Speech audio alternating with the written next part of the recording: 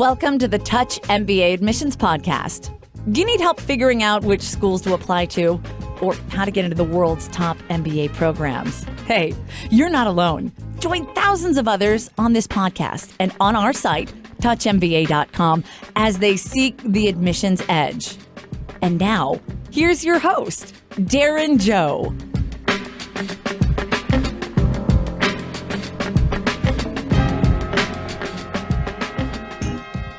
Hey guys, it's Darren. Welcome to the Touch MBA podcast. This week, I brought on Gilbert Chua, who is the Deputy Director of Marketing, Recruitment, and Admissions at Nanyang Business School at Nanyang Technological University, which is based in Singapore. This university is consistently ranked top 20 worldwide. So it is a really strong university, a really strong MBA program. And I think Gilbert just shares some really good tips for how you can give yourself the best chance at Nanyang MBA, but also just in general, applying to top MBA programs. So I hope you enjoy this conversation. Also, if you're not sure which MBA program fits you best, you can head over to touchmba.com, submit your complete profile over there, and we'd be happy to try to point you in the right direction, as well as give you some tips for how you could strengthen your profile. You can also choose to share your profile with 7 of the world's top business schools before you apply. So we hope to put a little dent into this part of the application process for you to make school selection easier and help you make the best investment of your time and money. So go check us out at touchmba.com. And now let's get to my chat with Gilbert Chua.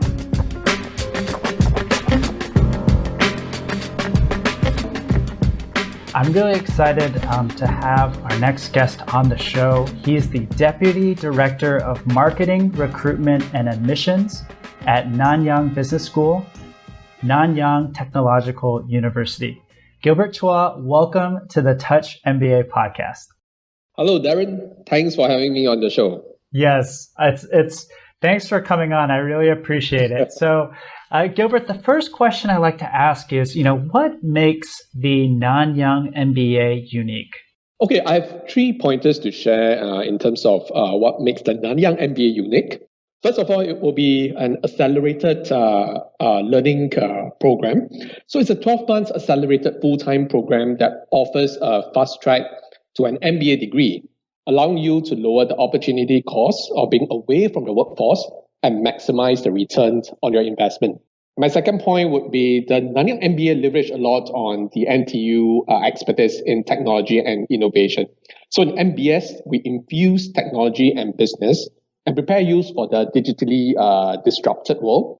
But to be able to lead in this digitally disrupted world, our balanced curriculum also emphasizes on personal leadership development and growth through special leadership module, leadership coaching, and in Asian leadership series.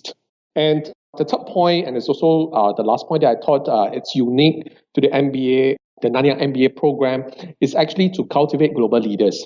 So NTU has partnered with reputable business schools in Europe and Asia, leveraging on their respective strengths to offer double MBA and master's degree programs. So Nanyang MBA students who are keen to diversify their learning and broaden their perspective from the unique opportunity to graduate with an MBA from Nanyang Business School and an MBA or master's degree from one of the 3 global partner universities. And what are those universities? So in Europe, we partner with Gallen and Essec. In Asia, we are partnering with Waseda University. Thanks for asking. Yes. and do those require like separate applications, or you have to apply, at the same time to both programs?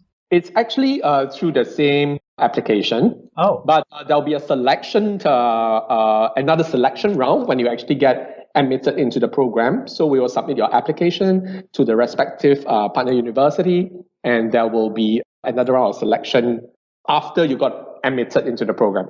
Got it. So let's say I was interested in doing the Nanyang St. Gallen program. I know St. Gallen has a great reputation in Switzerland.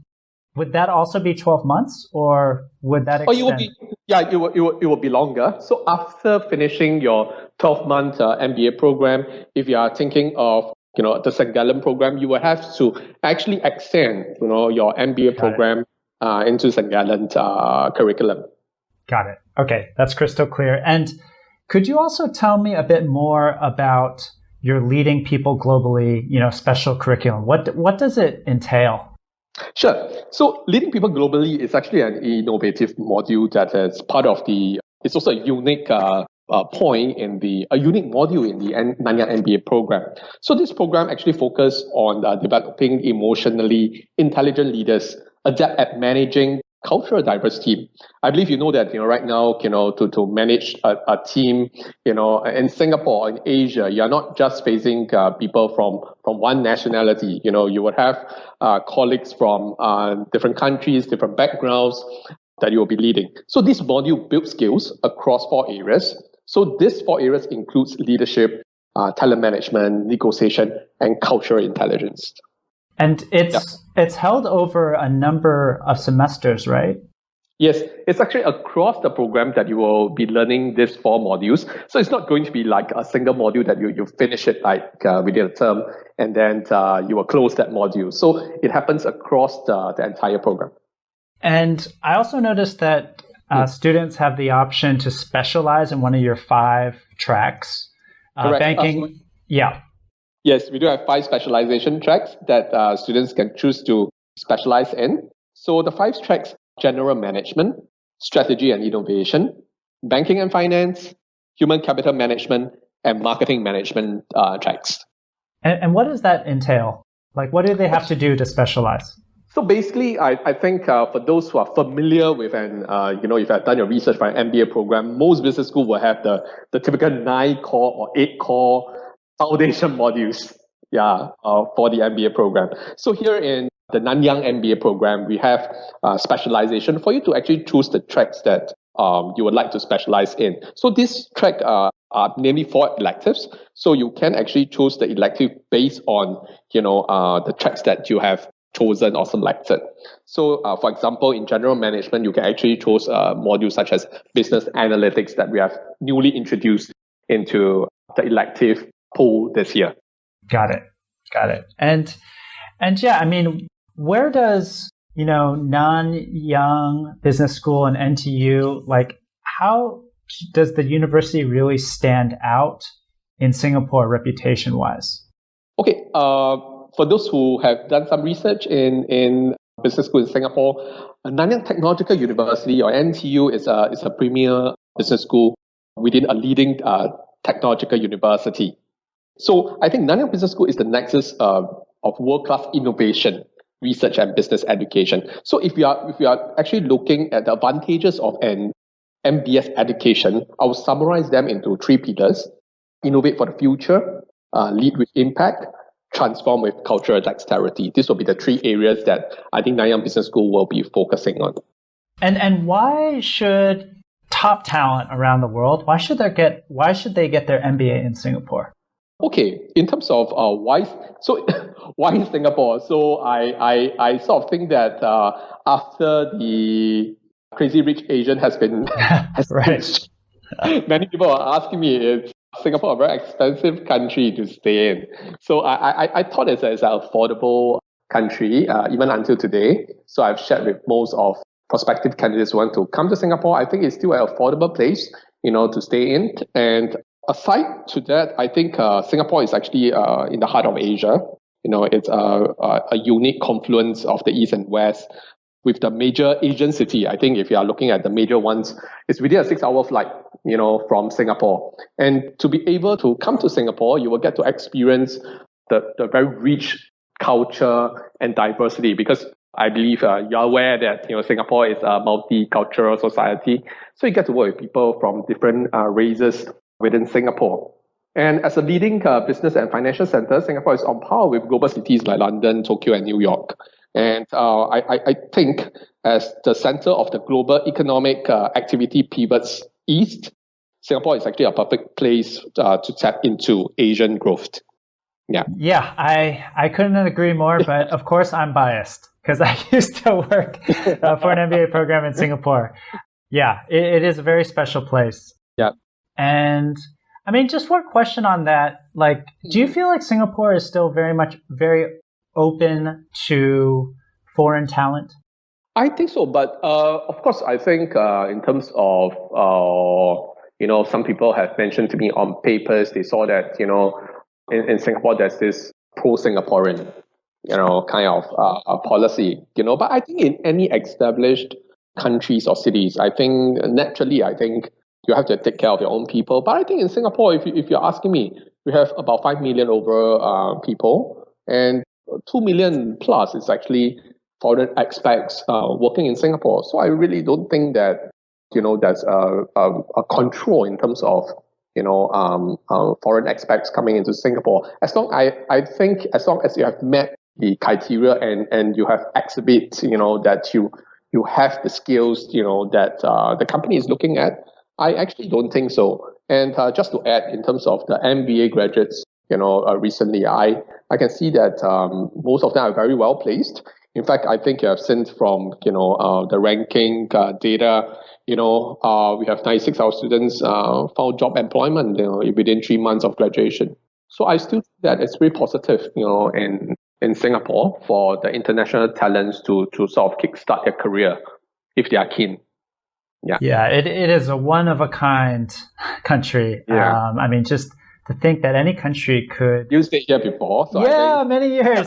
To think that any country could welcome 40% of its population as a non-Singaporean population is just amazing.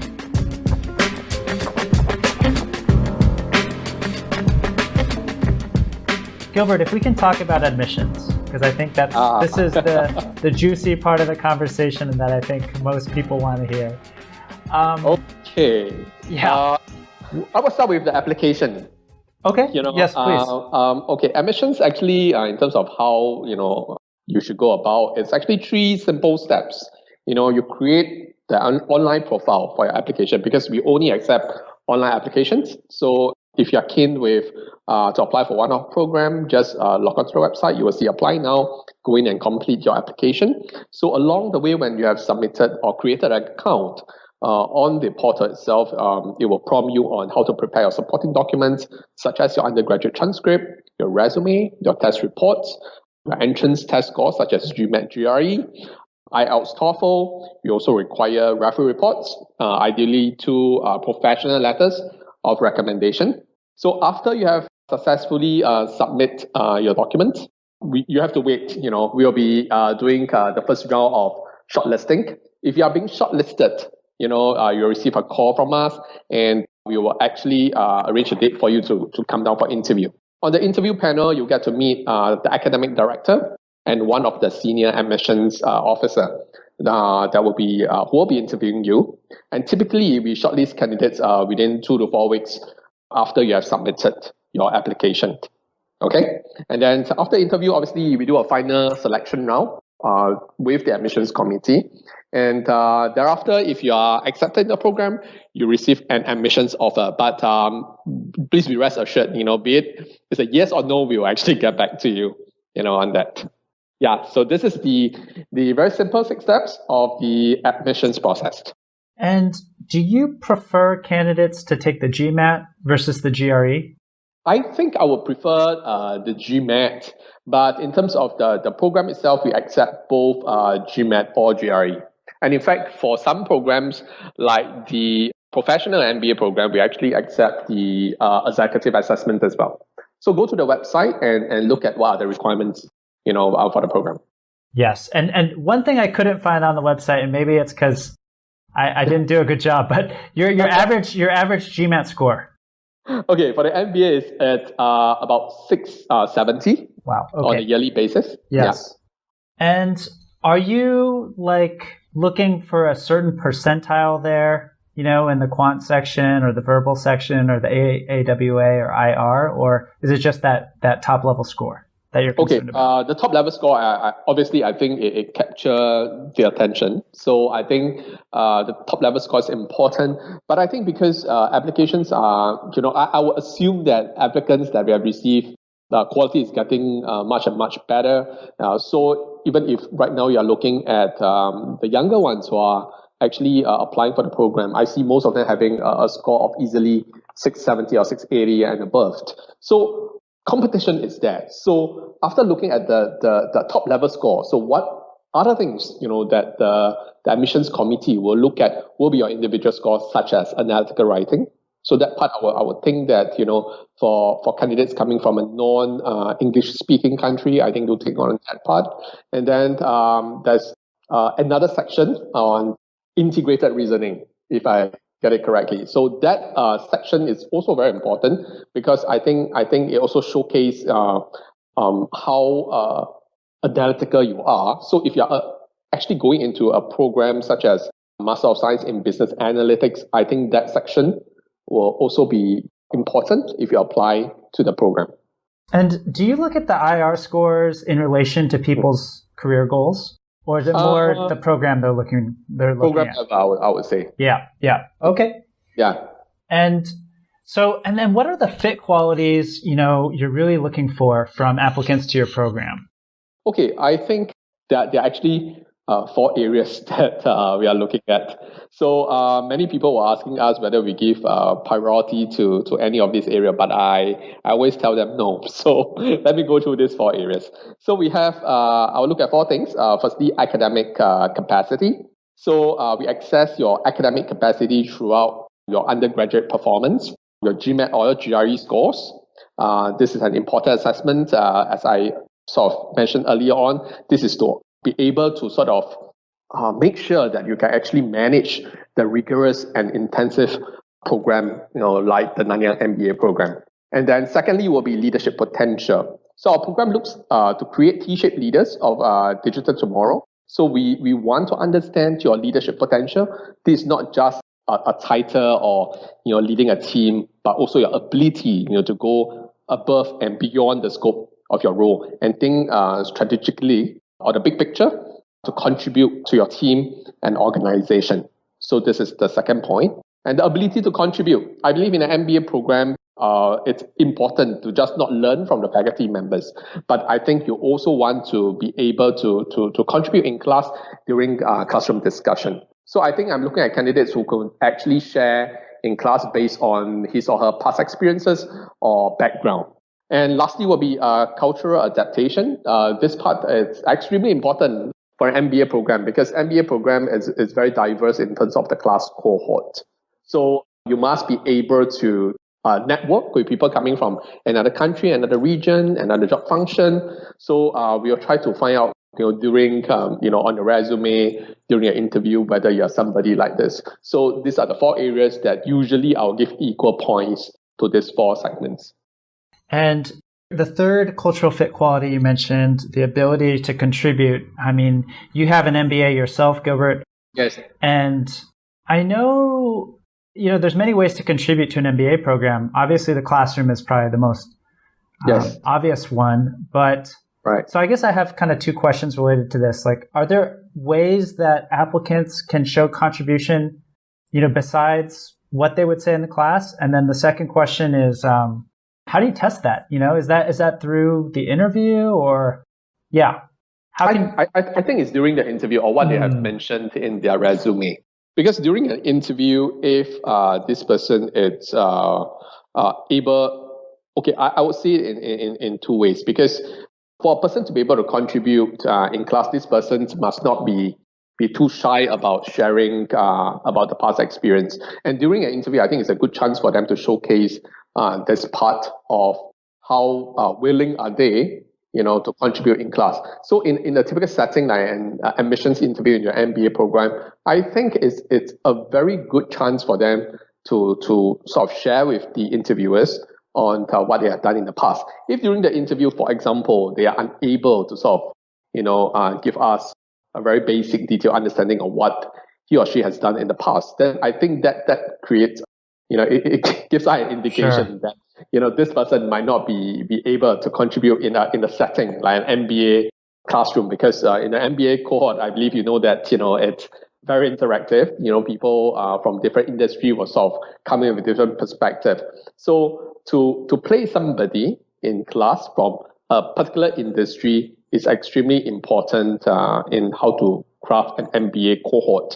Because if let's say we have picked someone from the engineering cohort into a class and this person is not contributing, based on that sector, I think it actually disrupts the whole class in terms of the discussion. Because what the classmate want to know is, this is what I'm doing in the manufacturing industry. I will probably want to know what is it like, in the technology industry. Yeah, stuff like that.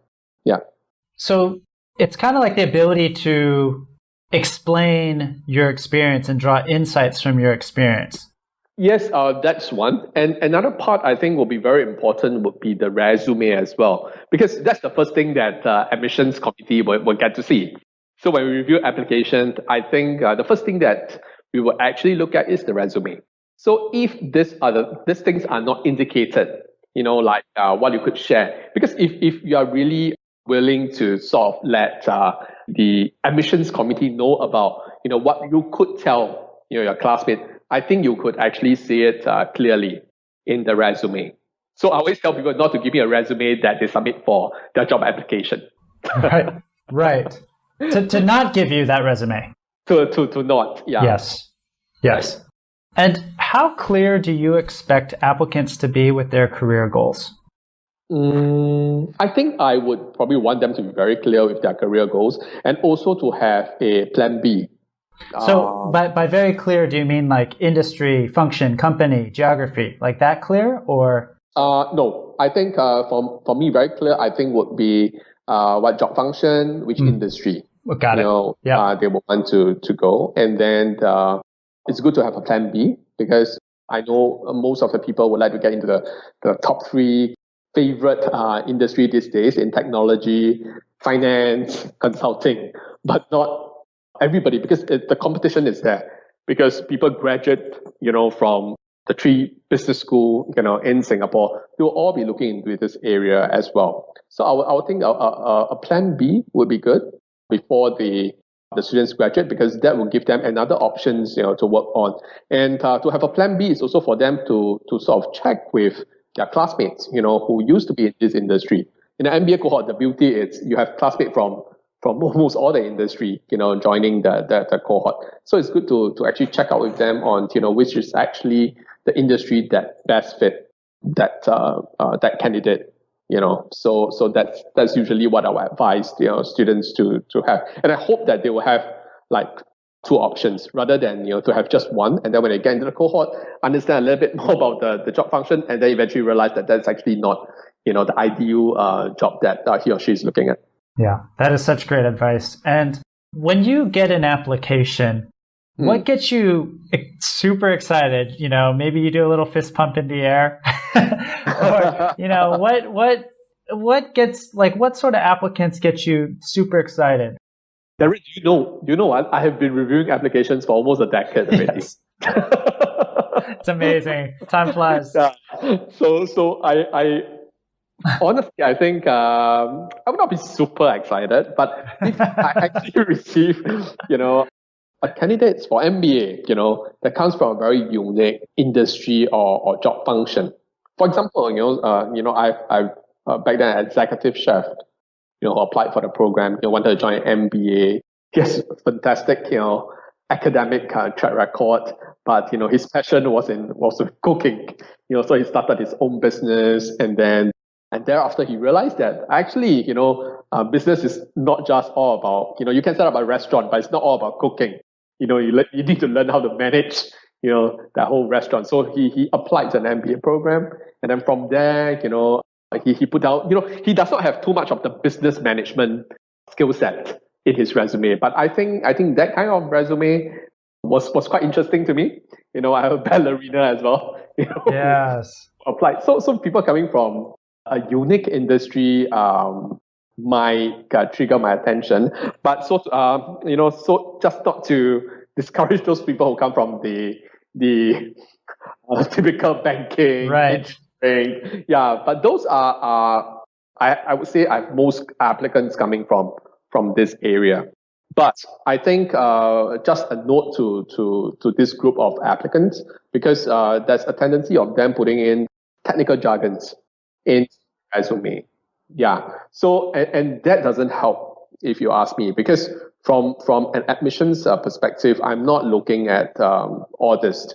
You can put in all your, fantastic, track record in this area, but that doesn't an advantage to an admissions review, or even during the interview. I think try to avoid that. Try to tell us a little bit more on the leadership skills. On if I've seen someone who is working in one of the big four technology companies, and then he's doing something that is very different from the rest. Such as, I think recently, we have many applicants coming from cloud business. They were attending the cloud business, and then it's very interesting because it's something that it's not the typical programming, and engineering kind of job function. I think those can come out very catchy as well. But I think the common mistake that I think most people put in is, okay, I'm handling this part of the business, and then they start to list out, what are all the technical requirements, that they are strong with. I think part don't work very well. I believe as well that we are not looking at experience or in terms of your professional experience in that detailed explanation. Yeah. Yeah. I mean, if I were to just say it a different way, the way you describe it, if I were to sum up what you said, which I think is really interesting, is you want to make sure the basic ingredients are there, right? That even though you had a cook, this person gave you signals that he or she could succeed academically. But at the same time, like, you're looking for that unique angle, and that could come from just passion about the topic, but it could also come from, just doing something different as well, and ideally both, right? But yeah, that is fantastic advice. And just last question on the admissions front, if you could just share some of your best tips for how applicants can make your job easier and improve their chances of admissions. Okay, actually, somehow in my earlier conversations, I highlighted a few, but I think if you ask me how to actually make my life a little bit easier, I think the first thing would be, because like what I mentioned, what I would see the first thing would be the resume. So I hope that candidates can put in a little bit more time in terms of getting their resume tidy up. As I mentioned earlier, I encourage candidates not to submit the resume that you use to apply for your job. Quickly go through your resume and ask for a quick tip on whether people understand, what you are trying to tell in the resume. I believe sometimes when when I actually receive some resume, there are so many words, in the resume itself. You don't know what this person is trying to tell you. So keep it concise. Ideally, 1 page. I know it's very difficult. If you think it's absolutely necessary, 2 pages will be really clean layout. Make sure the margin it's consistent. Bullet your points and make sure the font it's good enough. Between 10 to 12 pointers. The quantity of your professional career, I think it's important, because don't put in background that doesn't fit into what an admissions view it's basically needed, because a lot of people put in many things, but the quantity has no impact to the application at all. So, and professional experience versus educational qualification, I think a bit of both. I would say both are important. I think don't overdo it. As I mentioned earlier, avoid technical jargons. And lastly, includes interesting awards, interesting personal experiences, and voluntary services. I think you asked me earlier on how can this person showcase that he's adaptable in class, has a compassionate heart, for working with the teammates. I think these are some of the things that when you put it in, we get to see it, and I think we sort of view your application a little bit differently as well. Okay, then for your interview, prepare and practice before your interview. Stick to the point. Many people go through or repeat the answers again and again. So do not keep repeating your answers, and go straight into the point as to what the interviewers is asking. So do not ask questions that are available on the website. Right. To ask questions. That's like cardinal sin number 1. Yeah. So even now, when most interviews are done online, please remember to be punctual and dress appropriately. I think these are some of the tips that I would actually like. They're very simple tips, but I think it's good to practice them and then make sure that these are executed when you have the chance, especially at the point that you're submitting your resume. Make sure that people could see it at the point of interview. When you get shortlisted, make sure you don't waste that opportunity. Make sure people see your strength. Make sure people don't have negative pointers about you. So can you imagine if you're late for an interview, even how fantastic your profile is? I think it gives people the perception that you're not someone that has who can trust, someone that we could trust. In terms of putting into the cohort. So yeah, things like that. I think here and there, I think all pointers are important. So every single mark is crucial to get into an MBA program. Yes. No, thank you. Those are great tips. And the way we look at it at Touch MBA when we try to advise, applicants is we actually have a category called ambassadorial potential. And that's kind of what you're hinting at, right? By trusting the applicant, because you're not only going to put this applicant in front of the cohort of class, but employers. This person's going to be an ambassador for Nanyang MBA, right? Yes. So yes. Your past behavior, if you show up 20 minutes late to an interview, or you're not crisp, that could spell bad things for the future. Yeah, not serious about your application. yeah. So thank you for those tips. Everyone's welcome.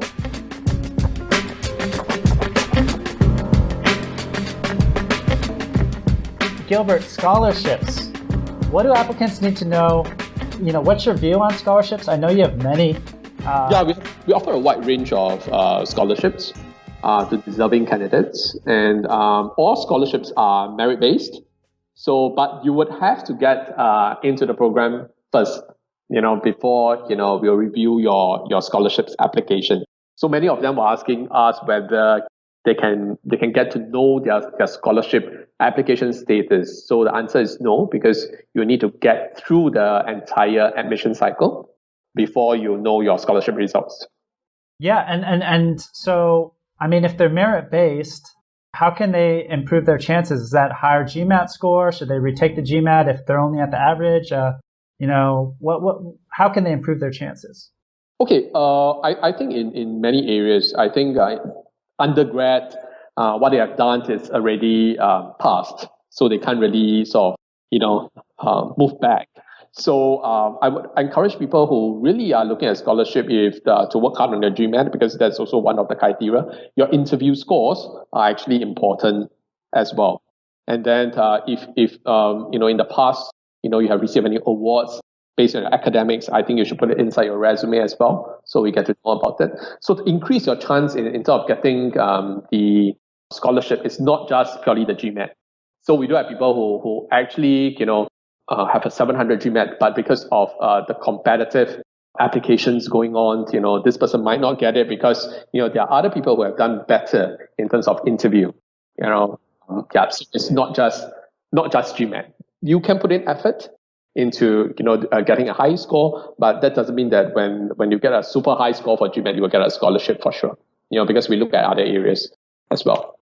Yeah. And what are your average scholarship amounts, or if you could share some information about that? It's about 10 to 20% of the tuition fee. Got it.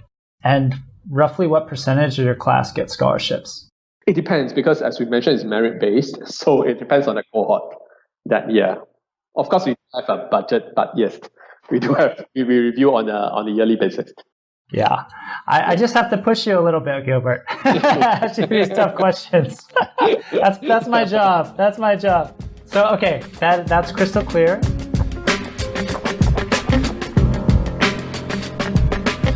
In terms of careers, what do you think makes Nanyang MBA special from a career perspective? 12 months is a very fast time, as you said, to get through the program and to make a career switch, which most MBA applicants want to do. So how does your program help applicants here, or students, I should say?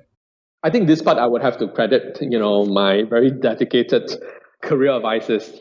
So the career office, works in partnership with all the MBA participants in the program to help them into their next step into their career. So both during and after the MBA program, they can actually tap onto the advice and support of these career coaches. And our career coaches are actually established and experienced industry professionals who can share industry insights to help them create a practical roadmap towards fulfilling their professional goals. But if I'm going to just talk about career, I would think very much other than our very dedicated career coaches. I think it's both ways, because I see many of the MBA students who came in, and along the way, for those who are actually very diligent with following up with career coaches, I think I've not seen anyone who have failed getting a decent job, or something that they have aspired to achieve, after the MBA program. So I think as long as you are able to put in your time, listen to the career coaches, because as I mentioned earlier, they are actually experienced industry professionals. So we have a big list of these career coaches in the career services office. So they actually could share with you what kind of networking events that you should go, how you should, draft up your resume and then get ready for that interview when it comes. So I think it's the one-to-one interaction that they have with the career coaches, and at the same time being very diligent, following up with career coaches. I think these two parts has the kind of candidates that we have recruited has been able to leverage on our strength in the career services office, and thereafter has made the whole program in terms of our placement stats very impressive. So you could see that on the FT ranking site, you see that 96% of students found employment within 3 months of graduation. So that's how I think. So it's a two-way thing. It's probably not just whether this business school is able to place all the students. I think firstly, it's the kind of candidates that we recruit into the program, and at the same time, getting the right candidates, working with the right career services consultant or coaches. With these two groups of people coming together, I think you have created a very strong cohort. Even for our placement, we have done very well, for the past many years. Yeah, and I know that your program really advocates this one-to-one career coaching approach with industry specialists. But it's interesting because you mentioned, the students need to be diligent about meeting their career coach. I'm just curious, how often typically a student would meet with their career coach for one-to-one coaching? Oh, actually, it's a very flexible time, because sometimes they have classes, they have projects, they have their consulting projects going on. So the career coaches are very flexible, with their timing with them. So I think some of them meet up with them on a weekly basis, and some people, what I heard from, because I don't see it on myself, but I could hear from my current students that as and when they need guidance, they book a time slot with the career advisors. They'll be there for them. I think that's very important, because if the office and the students couldn't work well together, they would never get a chance, sort of coming with the one-to-one coaching. But because of the flexibility that the career services office has given to the students. So I think coming to the program has given them this opportunity, because I think as an MBA candidate, you would actually want to have support from career services as and when you need them, because not all the time you want to sort of go to them, but as and when you need that support, and when you are actually looking for an internship, for example, your consulting project, how to go about in going for interviews. And along the way, you might get a job offer, and stuff like that. The career coaches will come in different stages of your MBA journey. So I think the frequency, I think, is up to individual. But I can see that as and when the students actually want to approach them, they are there for them. The career coaches are there for them. So I think that is something that I think is a strength here in in the Nanyang MBA. Yeah, I mean, if I was going through that MBA program, I would try to meet weekly. I mean, if anything, just to build the relationship as well, yes, with the coach. Right. But anyways, that's a different topic. And everybody has a different way of managing. Yeah, exactly. And, I noticed in your last career placement report that the top 3 industries that your grads are going to are tech, consulting, and finance. Do you expect that to stay similar, over the next few years, or, Derek, you remembered in 10 years ago, it has always been consulting, finance. Right. Yeah. and then technology, I think, was very far back. But I think nowadays, I think you see technology taking the first spot or second spot on a yearly basis. So I think in the next 3 to 4 years or even 5 years, I think these 3 industry will still be one of the popular ones. But if you ask me which industry is coming up, I think the pharma and healthcare industry, I think they are going to come out in the next 1 or 2 years as well. Because I could see that there are more interest in this area.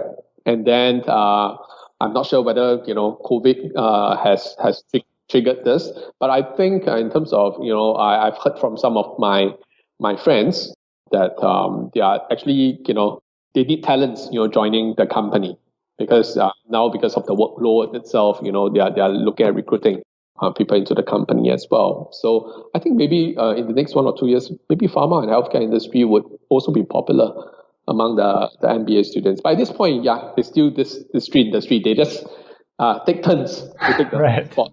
Right, to take that championship spot. And I mean, on COVID, just really quickly, like, how is Nanyang Business School adjusting to that? Are you, are students coming to campus this fall?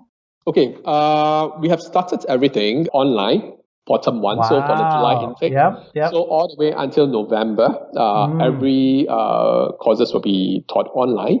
Starting from term 2, we are expecting everything to go face-to-face. In fact, some students are slowly coming into Singapore already, for this group of students that we have recruited in July. But we are foreseeing that probably by November, I think there will be a few of them who are still waiting, to come in. So from term 2 onwards, it will be face-to-face, but I think we can't avoid the hybrid as well. So there'll be some people who will still be on stay-home notice who are on campus already. Yeah, wow. They'll stay in hostel, and then, they'll go for their classes online at that point. But I think by end of the year, most of I would think all the courses will be done face-to-face here in NTU already. In fact, our undergraduate started their classes face-to-face. Of course, with social distancing in place as well. Yes. Yeah. And how big is your class this year? For the MBA? Yes, for the MBA. Okay, we have 50 students this year for the MBA program. And so typically everyone's in the same class. This is the reason I'm asking, right? Yeah, it's also because of the social distancing. So this year we have sort of made sure that the size it doesn't, because we have made a decision at that point that it will go online for term 1, but term 2 it's going to be face to face. So we have taken that into consideration. So I want to make sure that the class size it fits the seminar room, and students can have the social spacing, and then at the same time they can still have that quality experience in the MBA program. Yeah. And just sort of last kind of one more COVID question is: do you think it's affecting? Are you seeing it affecting like numbers of applicants to your master's programs? I think we have in the last admission cycle, I think in fact for the number of applicants it went up like 30%. Interesting. So we also see more people deferring. So it's just a lot of uncertainty. Because they are looking at a wait-see kind of attitude and see whether they can come in next year. I think for MBA it's inevitable because MBA, I think some people are looking at switching career and then looking at working in Singapore. But as I mentioned earlier, the Career Services Office are putting in extra effort, into this one-to-one coaching. So either it's done online, they have actually started some in networking events as well, small networking events for the MBA students to come on board. For those who are actually in Singapore, they could actually come for some of the networking events already, in fact. But maintaining that safe distancing while meeting up with industry partners, even during the one-to-one coaching, they try to keep it, as regular as possible, but have to make sure that, safety is actually being looked into and make sure that, students are safe on campus, stuff like that. This has been a great conversation, Gilbert. I just, one last question, is there anything else about the Nanyang MBA that you just wish more candidates knew about? I think I've not touched on the class profile, so maybe I'll just share a little bit on, because for the MBA program, I think I just want to highlight that our class is actually very diverse. We have the average age is about 28 years old. We have close to about 20 nationalities in a cohort, and the average work experience about 6 years. And then 30% are women. So gender is also something that we are looking at when we are recruiting the class. Alumni community, I think I've sort of mentioned earlier that we have a huge community. So yeah, that's something that I sort of wanted to add for the MBA program. Yeah. Got it. Thank you so much, Gilbert. Thank you very much, Darren. Yeah.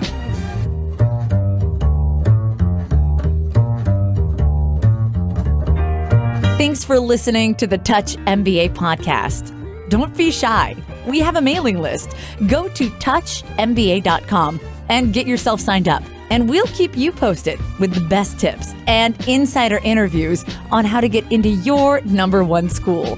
You can also find us on Twitter and Facebook at Touch MBA. See you soon.